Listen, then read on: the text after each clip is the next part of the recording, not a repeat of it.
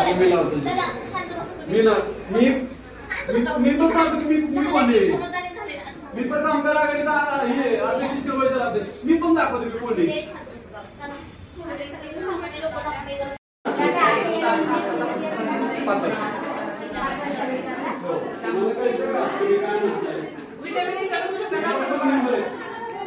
काय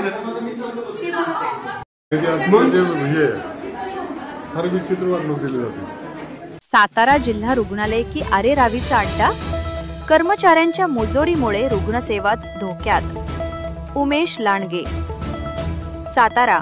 एका महिला डॉक्टरची आत्महत्या आणि त्यानंतर झालेल्या राजकीय गदारोळाने जिल्हा हादरलेला असतानाच अतिरिक्त शल्य चिकित्सकाच्या निलंबनामुळे सातारा जिल्हा रुग्णालयाच्या प्रतिष्ठेची लक्तरे वेशीवर टांगली गेली आहेत. या गंभीर घटनांनंतरही रुग्णालयाचा भोंगळ आणि मनमानी कारभार थांबण्याचे नाव घेत नाहीये. उलट येथील कर्मचारी आणि अधिकाऱ्यांची मुजोरी दिवसेंदिवस वाढतच चालली असून रुग्णालय म्हणजे रुग्णांसाठी नव्हे तर कर्मचाऱ्यांच्या अरेरावीसाठीच बनले आहे की काय, असा संतप्त सवाल नागरिक विचारत आहेत. रुग्ण आणि त्यांच्या नातेवाईकांना अपमानास्पद वागणूक देणे ही जिल्हा रुग्णालयातील नित्याचीच बाब झाली आहे.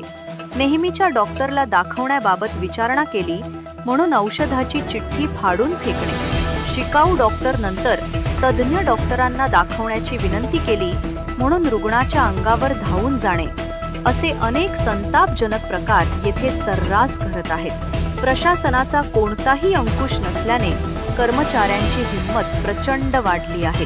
याच बेबंदशाहीचा एक ताजा प्रकार पुन्हा एकदा समोर आला आहे.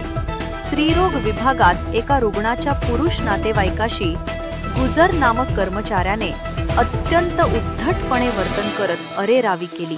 रुग्णालयात मदतीसाठी आलेल्या नातेवाईकालाच दमदाटी सहन करावी लागल्याने अखेर त्यांनीही त्याच भाषेत प्रत्युत्तर दिले, ज्यामुळे मोठा गदारोळ निर्माण झाला.